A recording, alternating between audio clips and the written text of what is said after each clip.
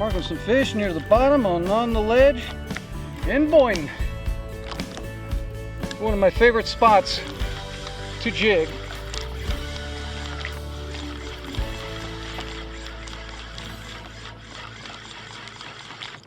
Yep, hooked up! Hooked up! Hooked up! Hey, this is Pete Hink. Today I'm going to be talking about what rods I carry when I go offshore. And these are the 3 best rod setups, I think, for either kayak fishing or paddleboard fishing. I'm going to start off with the jigging rod. Now the jigging rod is something right now, as you know, I like to throw a wrench down, but any type of metal jigs, drop down here in southeast Florida is extremely productive for everything from blackfin tuna to amberjacks to kingfish. What I like is like a 7000 series. I like it packed with at least 300 yards of 30-pound braid. You can use 20 or 30. I don't use any more than 30-pound tests. Reason being, if a big grouper or amberjack takes me into the wreck, I need to break off. Man, you load up one of these reels with 50 to 80-pound braid, you're anchored to the bottom, not very comfortable at all. The rod I'm using is a jigging rod. This is the first edition pin torque jigging rod. It's when it first came out. I'm still using the same rod after, gosh, 6 years, I guess. But what I like about this outfit, it's very light, very comfortable to use. You could use either traditional style reels for your jigging, or you can use spinning. It seems like spinning is a lot more comfortable when you're in a seated position of a kayak when you're working that jig up. Super lightweight. 7,000, that's pretty much my go-to size. Any size reel bigger than that gets a little heavy, gets bulky, so I want to be comfortable.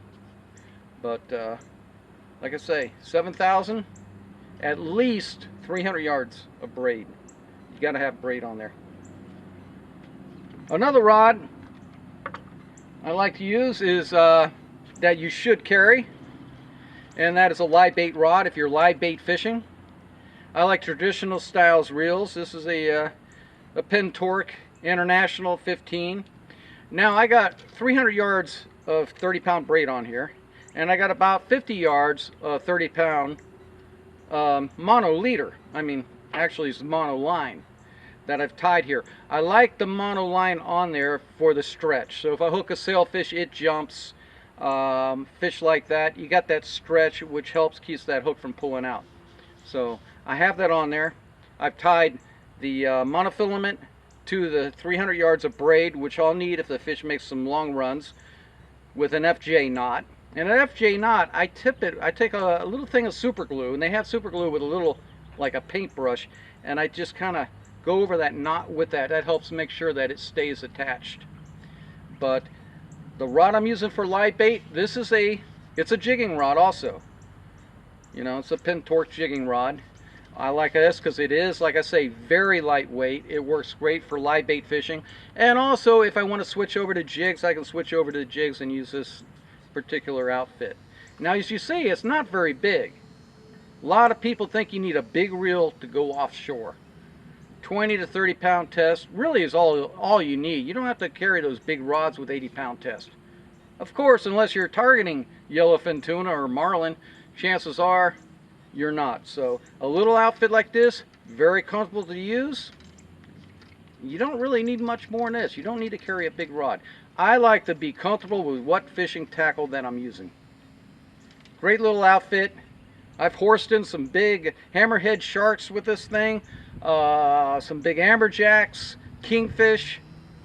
You'd be surprised what you can bring in. But the good thing is having a good quality reel. Now these 2 reels, my jigging reel and my live bait reel, I can switch them either way. They both have great drags, 20 plus pounds of drag, I think 20 to 30 pound. But really what I find more important with your reels is not how many pounds of drag you have on there, but how smooth. I'll take a smooth drag over pounds of drag. Pounds of drag will come in good when you're going after let's say trying to pull a big grouper, a big snapper off the bottom. Big amberjacks, smooth drag over power drag. The harder you pull on an amberjack, the harder he pulls back. So, you know, You lock down with 30 plus pounds on an amberjack, he's going to take you in the wreck. He's going to take you to town. But I'll do another video on how to get an amberjack off the wreck. Now my third rod is a little pitch rod. Your best pitch rods would be those same rods you use for inshore. Probably a 4000 series I would suggest to everybody. You want at least 300 yards of line on there.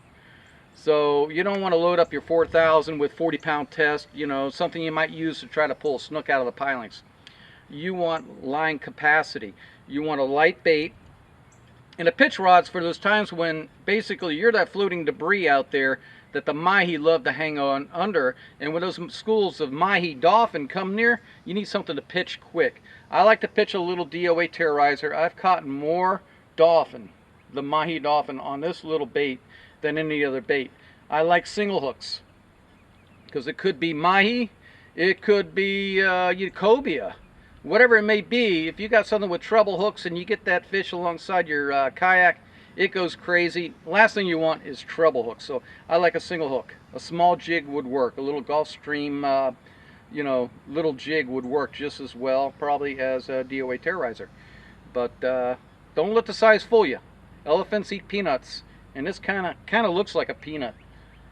But this one here is like I say, a lightweight, a 7-foot rod, medium heavy action, something you can cast quickly and easily, a light lure.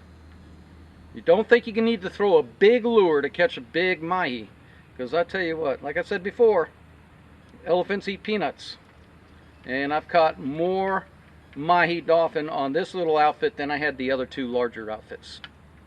So those are the three outfits that I carry. You don't need to carry a lot of tackle. What's important is carrying good quality tackle. Some of your department store rods and reels will burn up in these applications, so you want to make sure you get good quality stuff, clean it, take care of it. You don't need to carry a lot. For me, it's 3 rods. Okay, jigging rod, live bait rod, and a pitch rod. So get those 3, go offshore, hopefully you catch a big one. This is Peter Hink for Palm Beach Beat Productions, and always, thank you for watching.